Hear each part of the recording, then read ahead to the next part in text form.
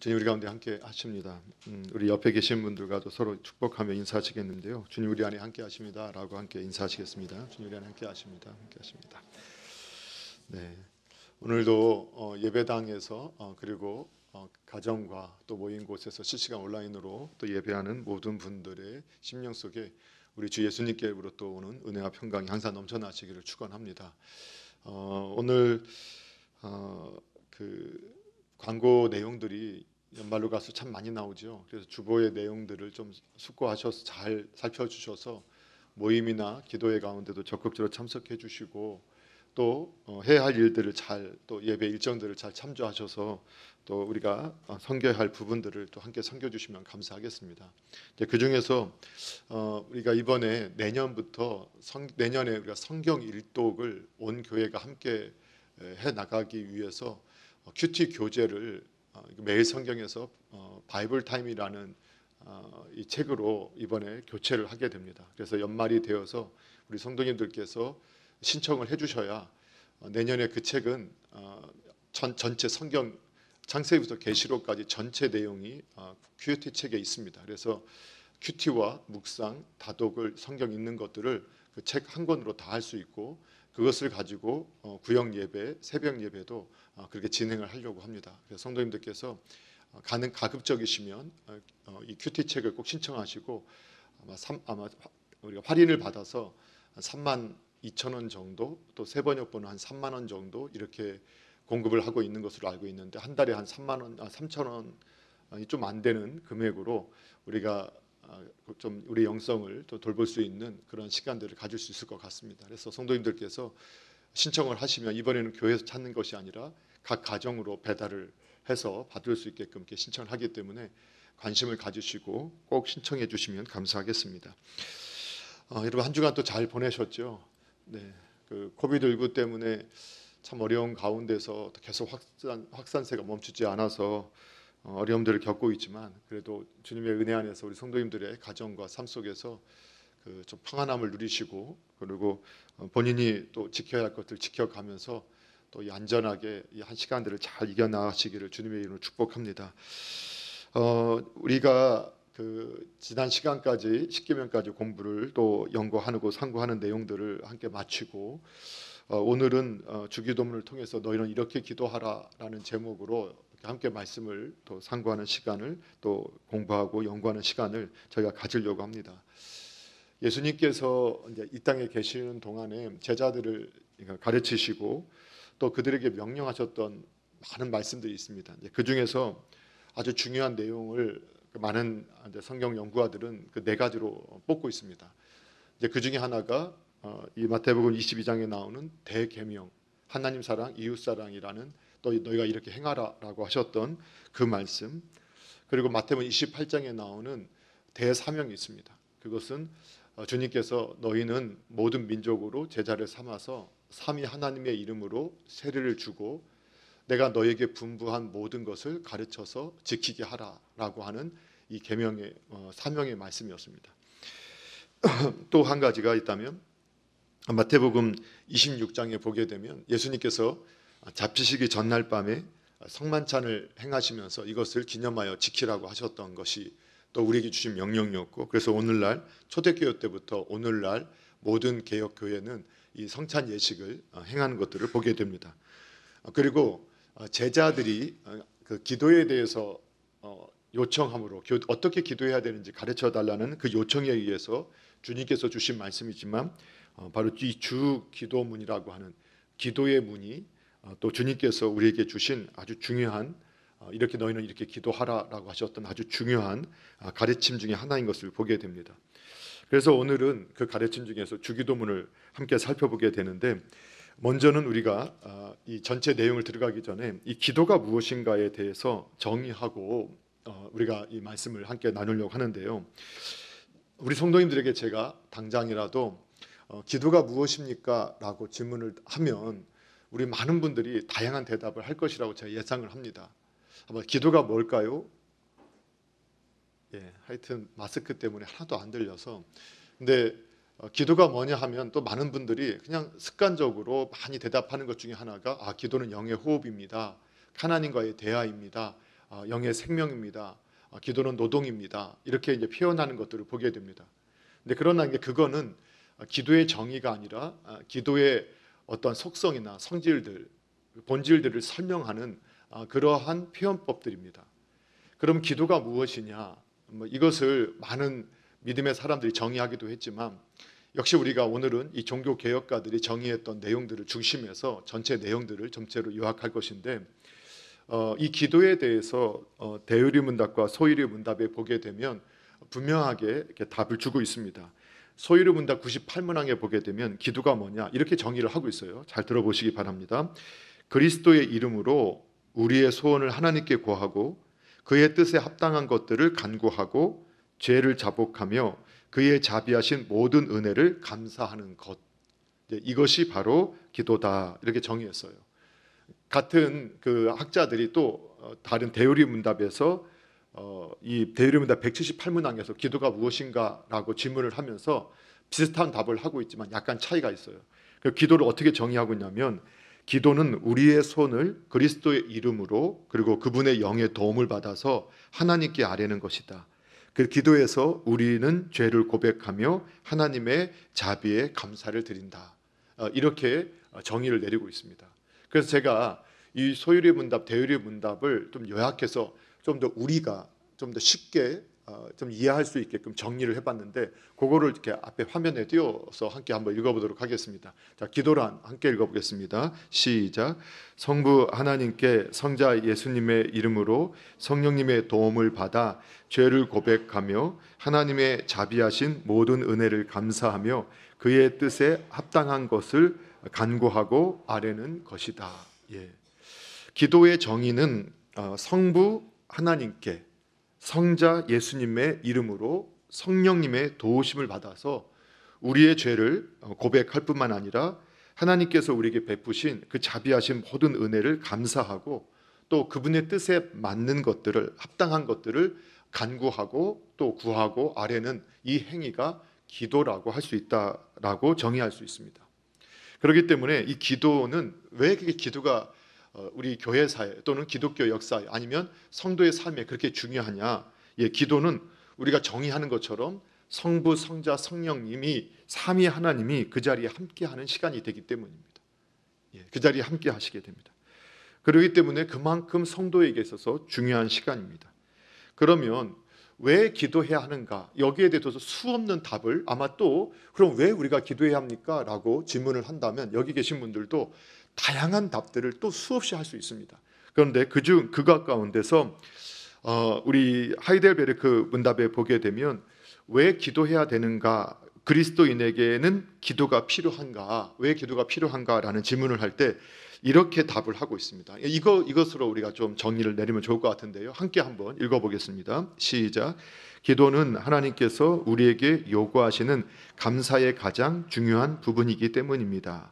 게다가 하나님께서는 오직 끊임없이 그리고 간절한 마음으로 당신의 은혜와 성령을 당신께 구하고 그것에 대해 감사하는 자들에게만 당신의 은혜와 성령을 주실 것이기 때문입니다. 예.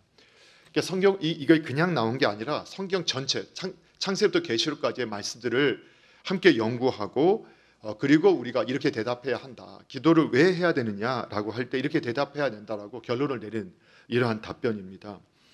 그래서 이 기도라는 것은 이 하나님께서는 우리의 감사의 삶을 성도에게 감사의 삶을 요구하시는데 그 감사의 삶 중에 가장 중요한 부분이 기도이기 때문이다라고 우리의 신앙의 선배님들은 그렇게 정의를 내렸습니다. 예, 그러니까 우리의 신앙의 성도의 삶에 감사의 가장 중요한 부분이 기도다. 여러분 우리가 사도 바울도 우리 바울을 통해서 하나님께서 계시해 주신 것 중에서 성도는 항상 기뻐하고 쉬지 말고 기도하고 범사에 감사하라는 이 말씀을 저에게 주시고 계시잖아요. 그러니까 성도의 삶에는 항상 기뻐함 그리고 범사에 감사하고 또 항상 기도하는 쉬지 않고 기도하는 이 일이 성도의 삶에 항상 나타나야 할 모습이라고 우리에게 가르쳐주고 있습니다. 그런데 이것은 따로 떨어져 있는 것이 아닙니다. 그러니까 항상 기뻐하는 사람이 감사하게 되고 또 기도하는 삶을 살게 되고 또 기도하는 사람이 범사에 감사하고 항상 기뻐할 수 있게 되고 또 감사하는 성도가 기쁨을 누리고 또 기도할 수 있게 됩니다. 이것들이 하나의 연결이 되어져 있다는 것이죠. 마찬가지로 정말 감사할 줄 아는 성도는 기도할 수밖에 없다. 이것이 하나님이 감사하는 성도에게 요구하시는 부분이기 때문이다라고 우리 믿음의 선조들은 분명하게 그 이해를 하고 있었습니다. 뿐만 아니라 아주 이 부분이 중요한데, 하나님은 여전히 저와 여러분을 사랑하시고 저와 여러분에게 은혜 베푸시기를 원하시고, 또 우리 안에 계신 성령님께서 역시 우리를 도우시고 우리를 위해서 일하시기를 원하시는 분이심을 성경은 분명히 기록하고 있습니다. 그런데 성령님께서, 하나님께서도 언제 우리에게 은혜를 부어주시느냐, 약속한 은혜를 우리에게 허락해 주시느냐, 또 성령님이 언제 일하시기 시작하느냐, 기도할 때 그렇게 된다는 겁니다. 우리가 기도할 때 하나님이 우리에게 주실 은혜를 이미 준비하고 계셨어도 기도할 때 그 은혜를 허락하여 주시고, 또 성령님께서 우리 안에 계시지만 우리가 기도할 때 우리 안에 계신 성령님께서 일하시기 시작한다는 겁니다. 그렇기 때문에 기도해야 한다라고 정의를 내리고 있습니다. 자, 그렇기 때문에 우리는 기도해야 된다라는 것을 살펴보았습니다. 그런데 이제 예수님께서 이 땅에 계시는 동안에 제자들이 예수님을 잘 따라다녔죠. 그리고 예수님이 하시는 사역들을 눈으로 보고, 또 밤에는 또 예수님이 가르쳐 주시는 말씀 속에서 또 하나님의 생각들, 하나님의 뜻들을 배워가기 시작했습니다. 아마도 이 제자들이 보기에 다른 세례 요한의 제자들이나 또 바리새인의 제자들에게도 기도를 가르치는 일들이 있어 왔는데, 그것과 조금은 예수님께서 기도하시는 모습이 다르고 또 기도의 내용도 다른 것 같다라는 것을 그들이 알았던 것 같습니다. 그래서 제자들이 예수님께 우리에게도 이 기도에 대해서 가르쳐 주십시오라고 요청하게 됩니다. 그때 예수님께서 오늘 마태복음 6장과 누가복음 11장에 보게 되면 두 곳에서 예수님의 예수님이 가르쳐 준 기도의 내용이 나오게 되는데, 예수님은 이렇게 기도하라라고 이렇게 기도의 내용을 가르쳐 주셨습니다. 그러니까 이게 바로 기도라는 겁니다. 기도는 이런 방향으로 해야 된다. 그래서 우리는 이미 올해 사도신경, 십계명, 주기도문을 시작하는 서론에서 믿음의 내용은 사도신경이라면, 그 다음에 믿음의 사람이 어떻게 살아가야 하는가, 신앙의 지침서가 같은 것이 십계명이라고 우리가 해석을 했고, 그러면 주기도문은 뭐냐? 바로 성도의 비전, 목표, 방향성을 가르쳐주는 것이 주기도문이라고 했습니다. 그래서 이 기도 속에는 바로 주님께서 우리가 이 땅에서 어떠한 비전을 가지고 무엇을 위해 기도하고 무엇을 목표로 살아가야 하는가, 그것을 우리에게 분명히 가르쳐주고 있다는 것입니다. 그것을 우리에게 설명해주고 있어요. 그런데 마태복음에도 나오고 누가복음에 나와서 초대교회부터 이 주기도문을 우리도 지금까지 우리가 암송하고 이 기도를 하고 있는 것처럼 초대교회에서부터도 이 기도를 놓치지 않았는데, 그런데 마태복음에도 나오고 누가복음에 나와 있기 때문에 오늘처럼 표준화돼서 한 게 아니라 우리 초대교회 성도님들은 어떻게 했느냐, 아침 기도 때는 마태복음을, 저녁 기도 때는 누가복음의 이 주기도문을 이렇게 암송하고 읽으면서 기도했다라는 이러한 내용들이 나오고 있습니다.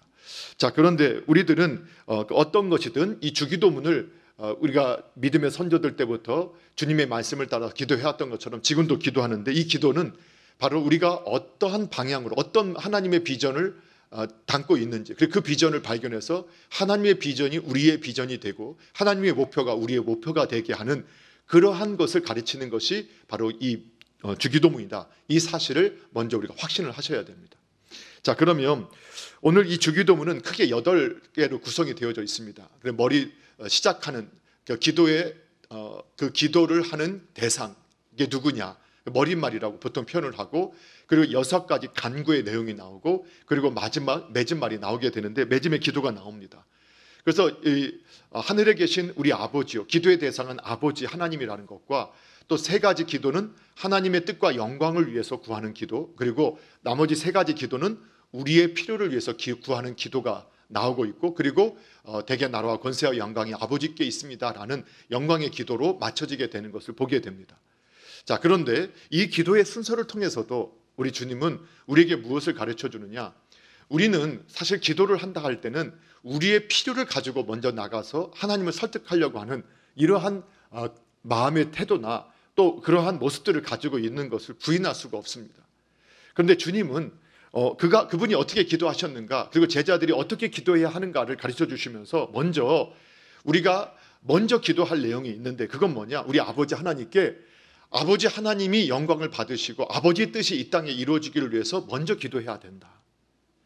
그것이 성숙한 그리스도인들의 기도의 방향이다. 그것이 바로 하나님의 비전이다. 하나님의 뜻을 이루는 것이다 라는 것을 우리에게 보여줍니다. 그리고 나서 우리의 필요를 위해서 기도해야 된다 하고 기도의 방향성을 우리에게 가르쳐주고 있습니다. 그래서 우리 사랑하는 남서울중앙교회당의 한 교회로 부름받은 우리 성도 여러분, 우리가 기도를 하면서도 정말 더 성숙해 가지 못하는 것, 그리고 정말 하나님의 응답을 경험하지 못하는 것 중에 하나가 이게 하나님의 마음을 온전히 알지 못하고 기도하기 때문일 수 있습니다. 그래서 우리가 기도의 형식 쪽에서 이 구조 속에서도 우리는 먼저 하나님과 하나님의 영광을 위해서 그분의 뜻이 이루어지기를 위해서 먼저 기도한 후에 우리의 필요를 위해서 기도하는 이러한 영적 습관을 들이는 것, 이것이 정말로 필요하다. 왜냐하면 우리는 죄의 본성을 갖고 있고 죄의 시스템 속에서 또 이 세상의 영향을 받기 때문에 내가 우선되기 때문에 하나님의 뜻을 우선하지 않기 때문에 주님이 가르쳐 주신 방식대로 우리가 훈련해야 된다는 겁니다. 오늘 저와 여러분이 그렇게 주님의 방식대로 기도할 수 있는 은혜가 있기를 주님의 이름으로 축복합니다. 자, 그러면 오늘 우리가 주기도문에 이 머릿말에 해당하는 기도의 대상이 되는 하늘에 계신 우리 아버지여라는 그 부분부터 시작해서 아버지 하나님의 뜻, 하나님의 영광을 구하는 그 기도에 대해서 우리가 살펴볼 건데요. 첫 번째, 주기도문의 머릿말 하늘에 계신 우리 아버지여 대해서 함께 살펴보도록 하겠습니다. 역시 소유리 문답과 대유리 문답, 어떤 하이델베르크 문답을 다 중심해서 오늘은 그걸 중심해서 가장 핵심적인 내용들, 아주 뼈대가 되는 것들을 정리하고 그것의 적용점은 저와 여러분이 각각의 삶에서 순종함으로 적용해 나가게 되기를 바랍니다. 자, 그 중에서 이 주기도문 첫 번째 말씀이 우리에게 교훈하는 것은 소유리 문답이 가장 잘 정리가 되어 있기 때문에 소유리 문답으로 함께 한번 정리를 해보겠습니다. 우리 주기도문의 첫 말씀이 우리에게 주는 교훈이 무엇인가 같이 한번 읽어보도록 하겠습니다. 시작. 주기도문의 첫 말씀은 곧 하늘에 계신 우리 아버지여 한 것이니 이는 자식이 그 능하고 보호하시기를 예비한 아버지에게 가는 것과 같이 우리가 모든 거룩하게 공경하게 하는 뜻과 든든한 마음으로 하나님께 가까이 오는 것을 가르치고 또 우리가 다른 사람으로 더불어 기도하고 다른 사람을 위하여 기도하라는 가르친 것이다. 예. 이것을 이제 하이델베르크 문답에서도 120문에서도 비슷하게 가르쳐주고 있는데 아주 그것이 좀 더 구체적으로 잘 나오고 있어요. 그런데 내용 전체를 담는 것은 소유리 문답이 더 잘 담고 있어서 소유리 문답을 저희가 살펴봤습니다. 그런데 이것이 소유리 문답을 함께 읽어봐도 우리가 옛날 우리 구어체로 옛날 문어체로 이렇게 구어체 문어체 하여튼 이렇게 번역을 하다 보니까 읽어도 쏙쏙 들어오지가 않아요. 그러면 이것을 어떻게 적용을 해야 되느냐? 그걸 정리해 보면 이렇다는 겁니다. 우리가 이 세상에서 부모님을 통해서 부모님이 어떤 분인가 우리의 필요를 잘 알고 계시고 그분은 우리가 원하는 것을 정말 우리에게 필요하고 우리가 원하는 것을 언제든지 해주기를 원하시는 분이다라는 것을 배워옵니다. 자, 그렇기 때문에 우리가 하나님 하늘에 계신 우리 아버지여라고 이 고백할 때 어떤 믿음을 가져야 된다라고 우리에게 말씀하고 있냐면 바로 우리 이 하나님께서는 이 세상에 있는 우리 부모님들 같이 우리의 필요를 알고 또 우리가 원하는 것을 해주시기를 원하시는 분이심을 믿으라는 겁니다. 그래서 그분을 가까이 하고 그분께 자꾸 나아가야 된다. 그것을 우리에게 가르쳐 주시기 위해서 우리 주님께서 하늘에 계신 우리 아버지여라고 이렇게 이해를 했다라, 이렇게 가르쳤다라고 우리 믿음의 선조들은 이해를 했다는 겁니다. 아주 좋은 해석이죠. 그러니까 우리가 부모님이 우리의 필요를 알고 우리가 원하는 것을 해주시기를 원하는 것처럼 우리 하늘에 계신 우리 아버지도 하나님도 우리 아버지가 되셔서 우리 부모님이 되셔서 그런 분이시기 때문에 해주시기를 원하시는 분이시기 때문에 우리의 필요를 알고 계신 분이기 때문에 그분을 가까이 하고 그분께 자꾸 나아가기를 가르쳐 주시기 위해서 하늘에 계신 우리 아버지요라고 가르쳤다는 거예요. 그런데 왜 우리 아버지냐? 근데 아버지면 그냥 하나님 아버지 이렇게 해도 되는데 왜 우리 아버지라고 했느냐? 우리라고 했느냐? 우리 믿음의 선조들은 크게 두 가지로 설명했어요. 그게 뭐냐? 함께 기도하라. 혼자 기도하는 것도 필요합니다. 골방에서 혼자 은밀히 기도하는 것도 분명히 필요해요. 그런데 교회는 함께 기도할 때, 그 초대교회 때부터 함께 기도할 때 하나님의 큰 은혜가 임했던 것을 우리에게 보여주면서 함께 기도하라는 거예요. 그렇게 우리가 이해했다는 거예요. 함께 기도하라 뿐만 아니라 함께 기도할 뿐만 아니라 우리 아버지라는 이 표현 속에서 나만을 위해서 함께 기도할 때도 나만을 위해서 함께 기도하는 게 아니라 다른 사람을 위해서도 기도하라. 여기에 우리라는 의미 속에 그렇게 담겨 있다라고 표현을 했다는 거예요. 그래서 하늘에 계신 우리 아버지요. 그러니까 기도는 누구에게 하는 거냐? 우리 아버지 대신 우리의 참 부모님이 되신 참 아버지가 되시는 하나님께만 기도해야 되는데 그분은 정말 우리를 위해서 우리의 필요를 알고 계시고 우리가 원하는 것을 해주시기를 원하시는 좋으신 분임을 믿고 가라는 거예요. 믿고 가라. 그 더 가까이 가라. 그리고 우리 함께 기도하고 또 나만을 위해서가 아니라 다른 사람을 위해서 기도하라. 이렇게 가르쳤다는 거예요. 그런데 그러면 그냥 하나님 아버지 이렇게 기도해야 되는데 하늘에 계신이라고 표현한 건 어떤 의미냐? 예, 여기도 의미가 있다고 해석을 했어요. 그건 뭐냐면 이 하이델베르크 문답에 보면 좀 어렵게 써 있어요. 이는 이렇게 표현하는데 하나님의 천상적인 위엄을 지상적인 방식으로 생각하지 않도록 하기 위함이다. 자, 저희가 이렇게 하나님 아버지께서 부모님이 참 필요를 공급해 주시고 또 필요를 알고 계시고 또 채워주시길 원하시는 분이다라고 하지만 사실 이 세상에서 우리 부모님들이 다 선하지 않아요. 그리고 우리 자녀들도 선하지 않아요. 그러니까 자녀를 키우고 나서도 정말 그 부모님들이 늘 하는 말, 내가 그때 그렇게 했더라면. 늘 후회하는 게 있죠. 왜냐하면 우리는 온전하지 않거든요. 선하지 않거든요. 또 죄의 본성이 여전히 갖고 있어서 우리가 훈계하기도 하고 잘못 반응하는 것들이 많다는 것을 정말 시간이 갈수록 더 많이 깨달아요. 어느 부모가 좋은 부모가 되고 싶지 않은 마음은 있겠어요. 그런데 좋은 부모가 되려고 그렇게 노력했음에도 불구하고 정말 좋지 않은 모습을 보일 때도 얼마나 많냐는 거예요.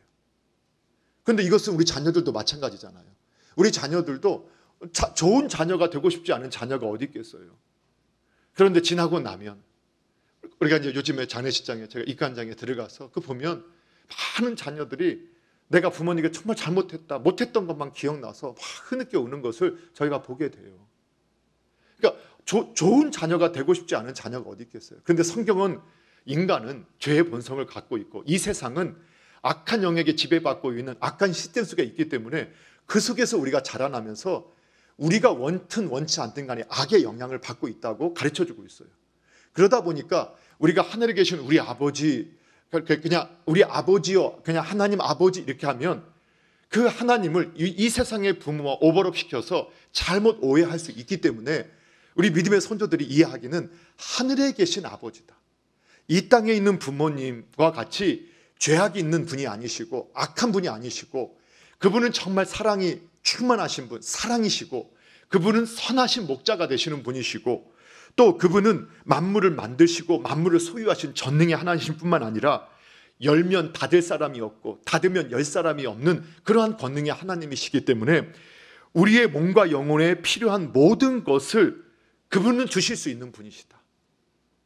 그거를 우리에게 가르쳐 주시기 위해서 하늘에 계신 이라는 이 표현을 주님께서 가르쳐 주신 거다라고 이해를 했다는 겁니다.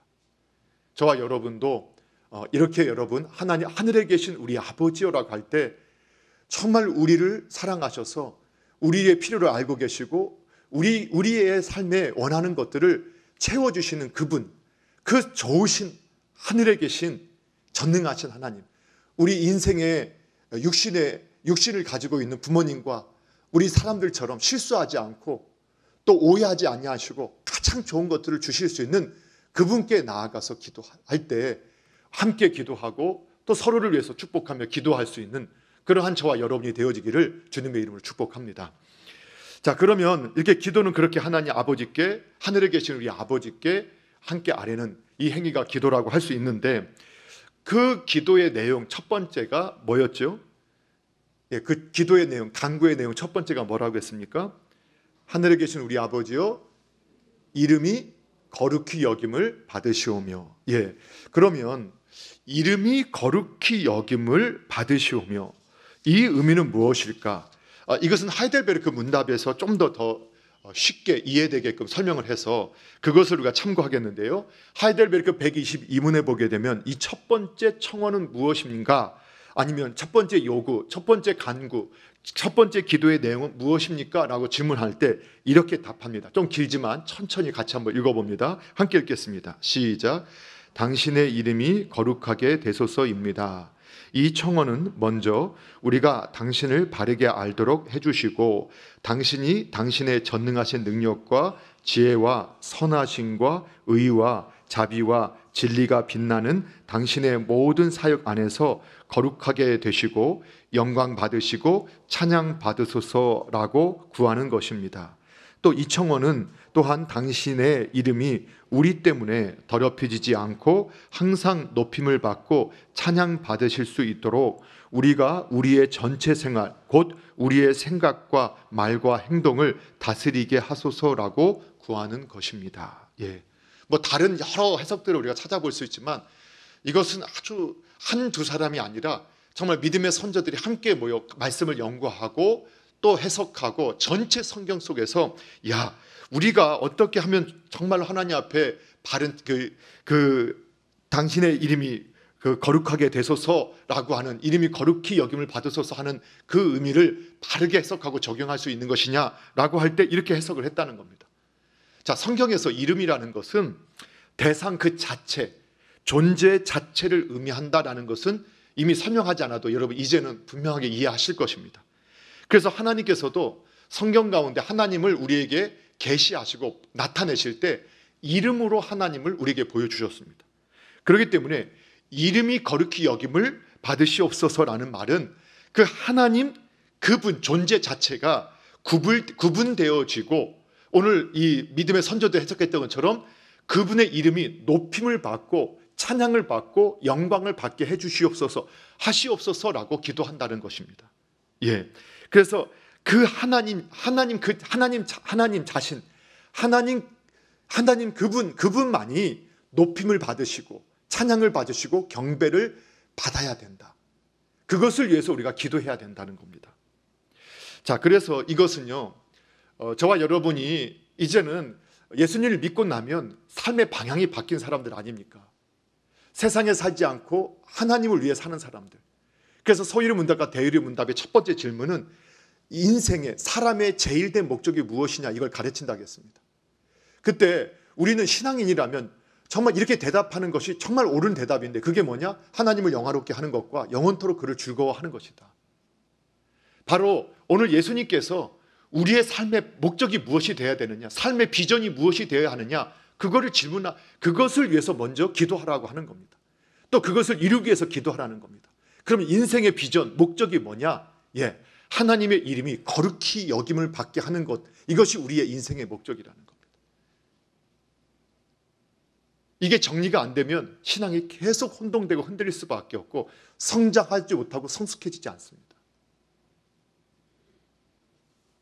그래서 예수님께서도 우리가 믿음의 내용을 알고 또 하나님의 말씀을 따라서 성도의 삶의 지침을 가지고 따라갈 때 그 방향성, 결국은 인생은 어떻게 살 때 가장 아름다운 것이냐? 예, 하나님의 이름이 거룩히 여김을 받게 하는 삶을 살 때, 그래서 그걸 잊지 말고 매번 기도할 때마다 우리의 인생의 방향을 놓치지 말고 기도하라는 겁니다.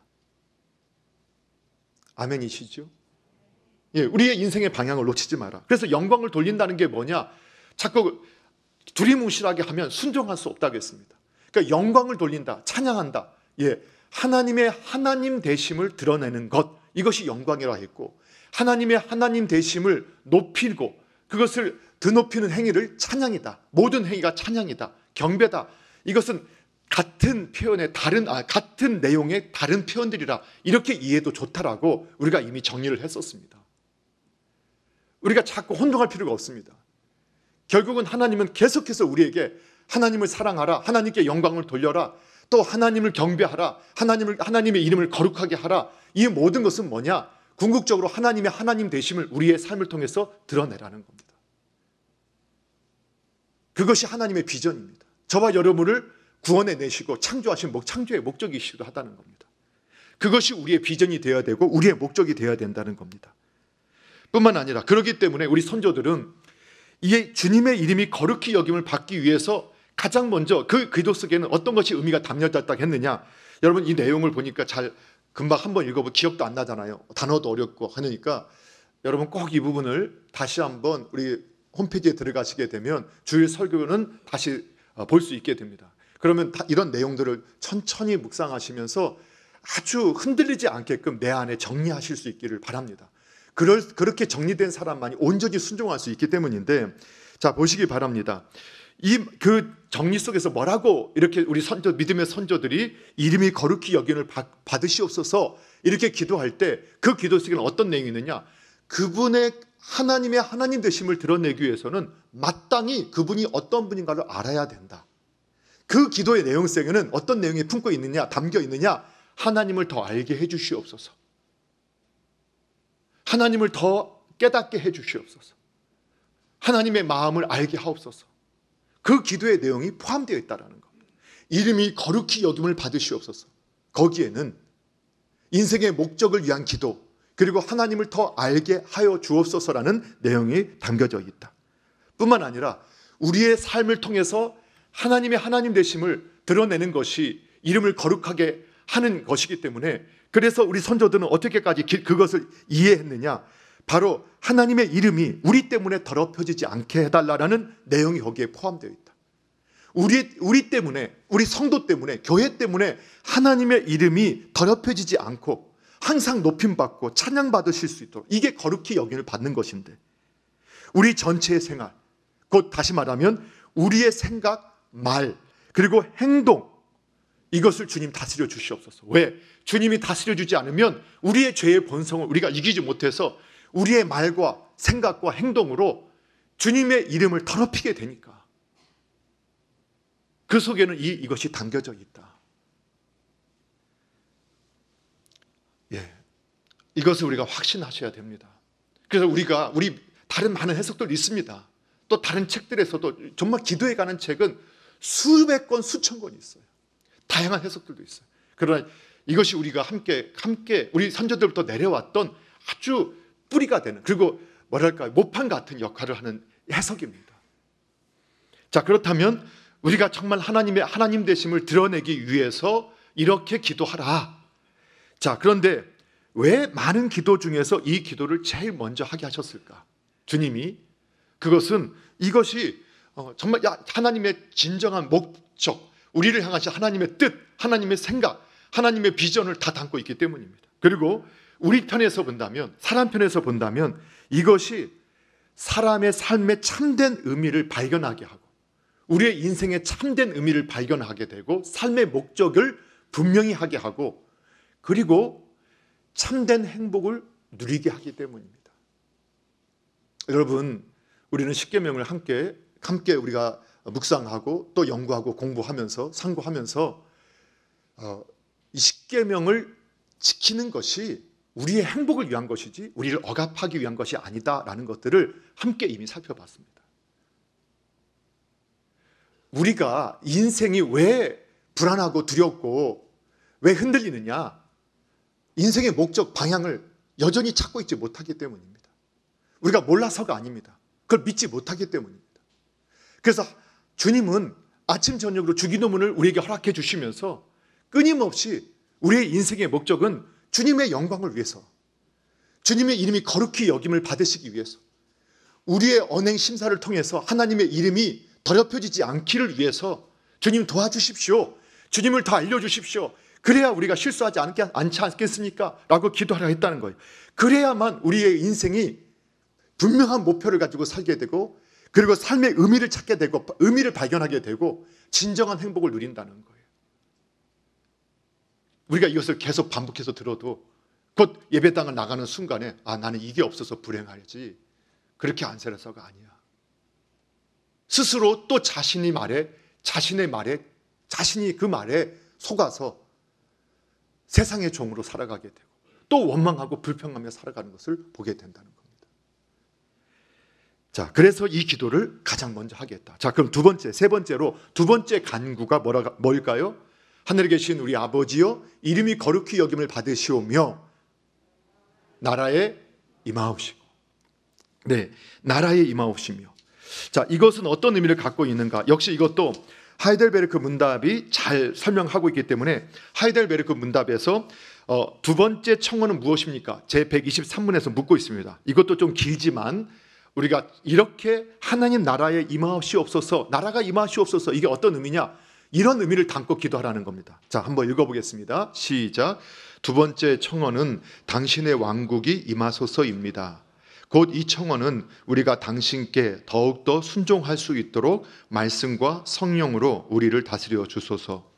당신의 교회를 보존시켜 주시고 성장시켜 주소서. 사단의 공작과 당신께 대항하여 일어나는 모든 세력과 당신의 말씀을 거역하는 모든 음모를 파괴시켜 주소서. 당신의 나라가 충만히 임하여 거기서 당신께서 모든 것 안에서 모든 것이 되실 때까지 이 모든 일을 행하소서라고 구하는 것입니다. 예, 분명하죠.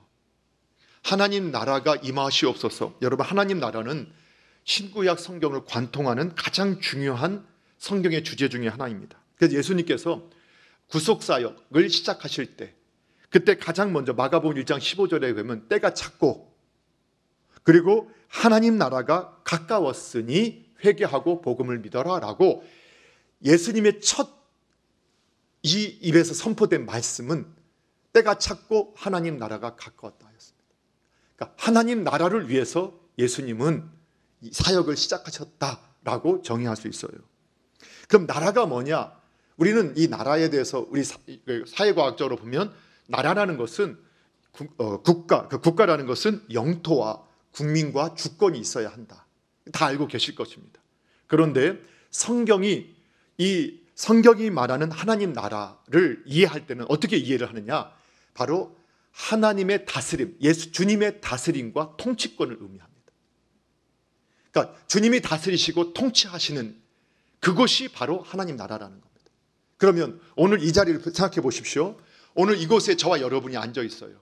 근데 저와 여러분이 하나님의 지배를 받고 하나님의 통치를 받고 있다면 하나님의 지배를 받고 있는 이 땅, 그리고 하나님의 지배를 받고 있는 그 백성, 그리고 하나님의 주권이 이루어지고 있는 현장, 이 현장은 하나님 나라가 되어지는 겁니다. 그런데 오늘 이거 예배당에 와 있어도 오늘 예배 시작하고 말씀을 딱 하고 찬양이 시작하고 말씀을 딱 듣는데 그 생각 속에서 이거 언제 끝나냐? 오늘도 늦게 끝날라나? 뭐 이런 생각으로 가득 차 있으면 그 어떤 거냐? 그분의 지금 마음은 하나님 나라가 없는 거예요. 그래서 하나님 나라는 하나님의 다스림이 임하는 곳, 하나님의 통치가 임하는 곳, 하나님의 지배가 있는 곳, 이것이 바로 하나님 나라는 거예요. 그래서 예수님께서 뭐라고 말씀해요? 하나님의 나라는 이곳에 있다 저곳에 있다 하는 것이 아니다. 네 마음에 이루어졌다. 저와 여러분이 주님을 모시고 그분의 다스림 속에 있으면 주님의 다스림을 받고 있는 저와 여러분이 머무는 그것이 어느 곳이 되어진다는 거예요? 하나님 나라가 되어진다는 것이에요. 그리고 우리의 마음속에는 언제나 하나님 나라가 이루어져야 한다는 것을 우리에게 가르쳐주고 있는 것이죠. 그럼 왜 하나님 나라가 임하기를 위해서 기도해야 되느냐? 그것이 이 기도는 연결되어 있다겠습니다. 그것이 바로 하나님 나라가 임하는 것이 하나님의 이름이 거룩히 여김을 받게 되는 것입니다. 이해가 되시지요? 하나님의 다스림이 온전히 실행되는 곳에서 하나님의 하나님 되심이 드러나게 되어 있습니다. 그래서 이 기도를 하라는 것은 궁극적으로는 하나님의 이름이 거룩히 여김을 받게 하시기 위해서 그분 되심을 드러내기 위해서 바로 하나님 나라가 임하기를 위해서 기도해야 합니다.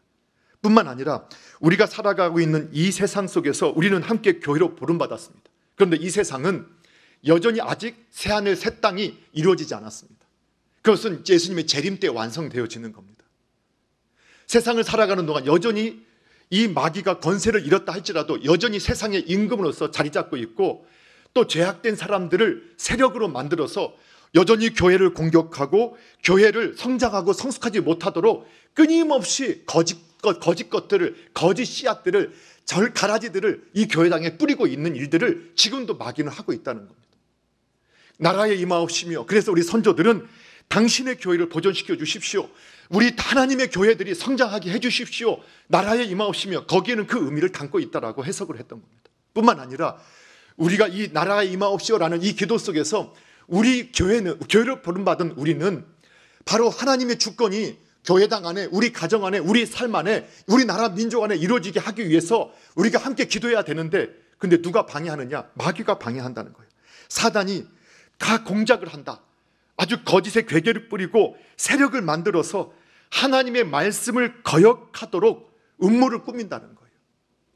그런 것들을 크리스천들이, 그리스도인들이 하나님 나라가 임하시옵소서라는 기도 속에서 주님 악한 영들이, 마귀들이 이 악한 세력을 만들고 하나님의 말씀을 대항하게 만들려고 하는 이러한 모든 시도들이 그 음모가 드러나게 하시고 그 음모가 무너지게 하시옵소서. 그래서 이 차별금지법에 대해서 아주 강명의 천사처럼 아주 아름다운 포장을 했지만 그 속에서 오히려 역차별을 만들고 하나님께서 우리에게 주신 자유를 빼앗으려고 하는 그것에 대해서 깨어있는 성도들이 그 악한 영의 괴계를 무너뜨리고, 그리고 우리가 다시 죄의 종, 사람의 종이 되지 않게 하기 위해서 싸우고 있는 거예요. 그 기도를 한다는 것은 기도로 멈추는 게 아니죠. 그것이 이루어지기 위해서 열심히 그 방향으로 살아가는 거예요. 그걸 믿으시죠? 그래서 우리 그 기도 속에는 이 영적인 전투가 있는 것, 이 영적인 전투를 위해서 기도하라. 오늘 교회당에 틈타고 있는, 우리 가정에 틈타고 있는, 하나님의 말씀을 대항하게 만들고 하나님의 말씀에 순종하지 못하게 만드는 악한 세력들, 악한 권세들, 그 거짓된 괴계들을 우리 예수의 이름으로 쫓아내야 된다. 그것이 하나님 나라가 임하시옵소서, 하나님의 주권 다스림이 임하시옵소서. 뿐만 아니라 그 모든 것들, 그것들이 이루어질 때 모든 삶의 영역에서 단순하게 마귀하게 싸운다는 것, 거기서 끝나는 게 아니라 정치, 경제, 사회, 문화, 예술, 체육, 교육, 국방, 외교, 언론, 종교 모든 영역에서 하나님의 백성이, 교회된 저와 여러분이 그곳에 파송되어서 거기서 저와 여러분이 주님의 지배하심을 받으면서 그 땅을, 그 지역을 하나님의 나라로, 하나님의 다스림이 있는 곳으로 바꿔가야 한다는 거예요. 여러분, 그래서 저와 여러분이 속한 우리 가정이 하나님의 주권이 회복된 하나님 나라가 되어지게 해야 되고, 저와 여러분이 정치계에 있다면, 또 종교계에 있다면, 저와 여러분이 지금 경제계에서 활동하고 있다면 내가 속한 그곳에서 주님의 다스림이 나를 통해서 이루어지고 그 땅이 하나님 나라가 되게 하는 것, 그것이 하나님의 이름을 드높이는 일이고 주님의 주님 되심을 드러내는 일임을 믿으셔야 합니다. 예, 그것을 우리에게 가르쳐 주는 것입니다. 오늘 저와 여러분의 기도 속에서 오늘 하나님의 나라가 임하게 하옵소서. 저와 여러분을 통해서 우리 가정이, 우리 직장이, 사업장이, 여러분, 그래서 한 사람이 주님의 다스림을 받게 되면 어떤 일이 벌어지느냐? 여러분, 그 한 사람의 다스림이 주님의 주권의 지배를 받게 되면 때로는 가족사가 바뀌고 교회사가 바뀌고 민족사가 바뀌고 세계사가 바뀝니다. 다른 여러 가지 해석도 해요. 그러나 아브라함 링컨이 하나님 앞에서 모든 인간은, 피부색과 상관없이 모든 인간은 하나님의 형상이고 존중받아야 한다는 그 믿음을 가지고 하나님께 기도하면서 그 다스림 속에서 흑인 해방 운동을 펼쳐나갔을 때 세계사가 바뀌어지게 되었어요. 한 크리스천, 우리 가족사, 교회사도 하나님의 지배를 받는 한 사람에 의해서 바뀔 수 있어요. 저와 여러분이 그 통로가 되기를, 그것을 위해서 기도하는 하나님의 백성이 되기를 주님의 이름으로 축복합니다. 자, 마지막으로 네 번째, 오늘 기도의 세 번째 간구는 뭘까요? 하늘에 계신 우리 아버지여, 이름이 거룩히 여김을 받으시오며 나라에 임하오심이며 뜻이 하늘에서 이루어진 것처럼 땅에서도 이루어지이다. 예. 자, 이것도 역시 믿음의 선조들의 내용을 제가 빌려서 그대로 그냥 설명해 드리겠습니다. 먼저 이것은 소위르 문답, 대위르 문답, 소위르 문답과 하이델베르크 문답을 같이 보겠습니다. 소위르 문답 103문에 보게 되면 주기도문의 셋째 기도가 우리에게 무엇을 구하게 하는가, 이걸 설명하고 질문하는데 이렇게 답합니다. 같이 한번 읽어보겠습니다. 시작. 주기도문의 셋째 기도는 뜻이 하늘에서 이룬 것 같이 땅에서도 이루어지이다 함인데, 하나님께서 은혜를 베푸사 우리로 하여금 능히 감사함으로 범사에 그의 의지를 알고 순종하며 복종하기를 하늘에서 천사들이 행함같이 하게 하옵시기를 구하는 것이다. 예. 아주 쉽게 설명하면 이것이라는 겁니다. 여러분, 다니엘이 하나님께 기도하자마자 하나님께서 응답을 주셔서 가브리엘 천사장에게 가 하니까 가브리엘 천사장이 제가 좀 할 일이 있으니까 좀 이따 갈게요, 이렇게 했나요? 아니죠. 즉시 응답을 받고 출발했단 말이에요. 그런데 악한 영이 막아서 늦어졌어요. 그래서 오늘 우리 믿음의 선조들은 성경 전체를 통해서 뜻이 하늘에서 이루어졌다. 저 하늘에서는 하나님의 뜻은 반드시 이루어져야 해요. 이게 뭐냐? 모든 천사와 그곳에 있는 모든 피조물들이 순종한다는 거예요. 즉각적으로 순종한다는 거예요. 예, 그것처럼 이 땅에서도 저 하늘에서 하나님이 말씀하시고 하나님이 선포하시면 그대로 이루어지듯이, 바로 순종되듯이 이 땅에서도 모든 하나님의 백성들이, 이 땅에 살아가는 모든 피조물들이 주님의 뜻에 순종하게 되기를, 그 의미라는 거예요. 예, 이해되시죠? 자, 그런 의미가 함께 이런 의미로도 해석을 했다라는 거예요. 자, 그다음에 하이델베르크에서는 이 세 번째 청원을 뭐라고 이렇게 대답을 하고 있느냐, 이렇게 답하고 있어요. 답을 같이 한번 읽어볼게요. 시작. 당신의 뜻이 하늘에서와 같이 땅에서도 이루어지게 하소서라는 것입니다. 곧 이 청원은 우리와 모든 사람들이 자신의 뜻을 부정하고 어떤 불평도 없이 하나님의 뜻을 순종하게 해주소서. 왜냐하면 당신의 뜻만이 선하기 때문입니다. 모든 사람들이 자신의 신분과 소명을 하늘의 천사들처럼 자발적이며 신실하게 감당할 수 있게 해주소서라고 구하는 것입니다. 예. 이걸 조금 더 제가 이제 다른 해석들과 함께 묶어서 설명을 드리면, 왜 하나님의 뜻이 이루어지기를 기도해야 하느냐? 그 말은 하늘에서 하나님이 원하시는 것이 즉각적으로 순종되어져서 뜻이 이루어졌던 것처럼 이 땅에서도 모든 하나님의 백성들, 모든 피조물들이 순종하게 되기를 간구하는 기도의 내용이라겠습니다. 그런데 왜 하나님의 뜻을 이루어지게 해야 되느냐? 여러분, 저희들은 기도할 때, 기도를 우리가 아무리 훈련받아도 기도할 때마다 하나님의 뜻에 별로 관심이 없어요. 우리 기도할 때마다 입을 싸들고 예배당에 나올 때마다 나 오늘 기도 제목이 있어. 근데 그 기도 제목이 뭐냐? 대부분이 내가 하나님을 이걸 가지고 하나님 설득하겠다고 오는 거예요. 내 건강의 문제를 내가 설득시킬 거야.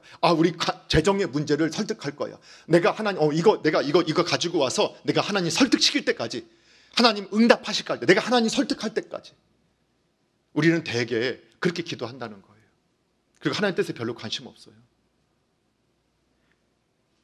대부분은 내가 원하는 것, 내 뜻, 내 생각, 내 마음을 가지고 하나님을 설득하러 교회에 기도하러 나온다는 거죠. 그런데 기도는 내 생각, 내가 원하는 것, 내 뜻을 가지고 와서 하나님의 생각을 물어보고, 하나님의 뜻을 물어보고, 하나님이 원하시는 걸 물어봐서 그분의 생각에, 그분의 뜻에 내 생각을 맞춰가고, 내가 원하는 것이 정말 하나님께서 원하시는 것인지 정말 맞춰가면서 그렇게 가야 된다는 거예요. 그런데 오늘 하이델베르크에서는 뭐라고 하고 있느냐? 우리에게 참 놀라운 것은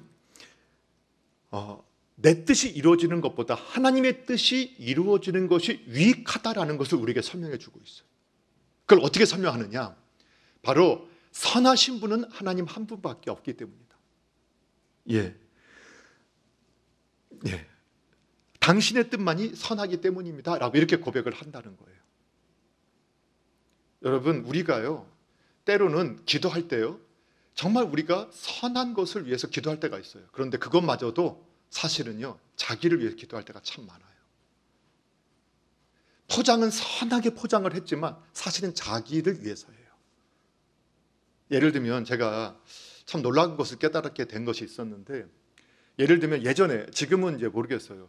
근데 우리나라 시민의식이 많이 성장해가지고 지금은 그런 일이 없지만 예전에 이제 대개 교회당에 먼저 출석하는 분들이 어머니들, 자매님들이 먼저 출석을 하고 남편을 설득해서 교회당에 함께 출석하는 사례가 많았어요. 그러면 그 남편들이 이렇게 돌아오는 과정들을 간증하는 내용들을 듣다 보면 참 옛날에는 막 그 아내한테 나쁜 짓 한 것도 아닌데 막 쌍욕하고 막 심지어는 막 폭력을 행하기도 하고, 길거리에서도 그렇게, 예전에는 제가 어렸을 때는요, 길거리에서도 막 그 아내의 막 머리를 잡고 막 끌고 다니고 막 거리에서 욕하고 교회당까지 쫓아와서 막 욕하는 이런 일들이 좀 자주 있었어요. 지금은 이제 그렇게 이제 시민 의식이 늘어나서 사람들 앞에는 그렇게 안 하죠. 뒤에서는 또 어쩔 줄 몰라요. 자, 그런데 그때도 보니까 참 우리가 남편이 그렇게 하는데도 믿음이 있으니까 어떻게 되느냐? 그 영혼을 붙잡고 기도해요. 근데 사실 보니까, 근데 그 남편이 교회를 안 다니는데, 자신은 안 다니지만, 열심히 당신 다녀. 하고 싶은 대로 해. 근데 이런 분들은 그 영혼을 위해서 기도하는 게 간절하지 않을 때가 있는 걸 보게 돼요.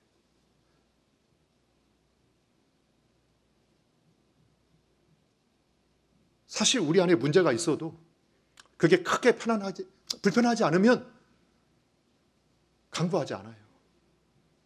근데 불편해지기 시작하면 하나님의 영광을 위해서 고쳐달라고 하는 거예요. 그 순수한 마음은 있겠죠. 근데 그 내면 속에 보면 결국은 인간은 정말 선한 것을 위하여 구할 수 있는 실력이 안 되는 걸 배우게 돼요. 그래서 내 뜻이 이루어지는 것보다 하나님의 뜻이 이루어지는 것이 더 아름답습니다.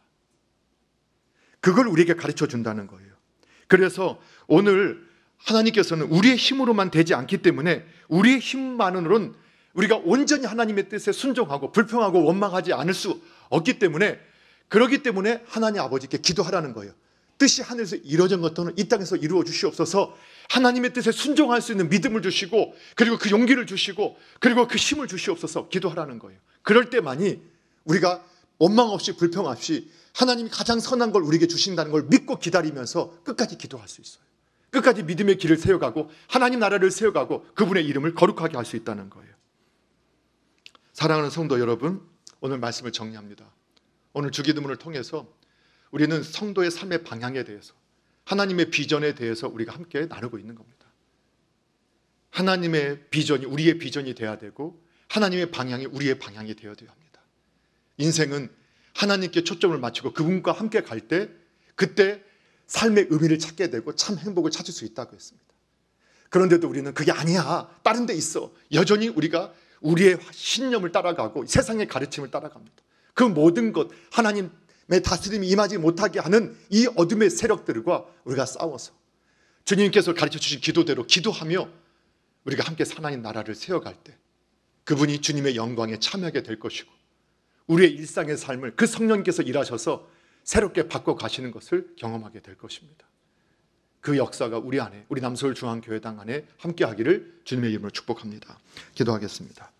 하나님 아버지, 감사합니다. 저희들에게 은혜를 주시고 믿음을 주셔서 하나님의 자녀로 삼아 주셨는데, 오늘 우리가 주님의 비전을 우리의 비전으로 품게 하시고 또 하나님의 방향을 따라 우리가 함께 믿음으로 살게 하여 주셔서 또 주님의 나라와 주님의 뜻을 이뤄가게 하시고 주님의 주님 되심을 증거하면서 주님의 기쁨에 참여하는 복을 누리게 하여 주시옵소서.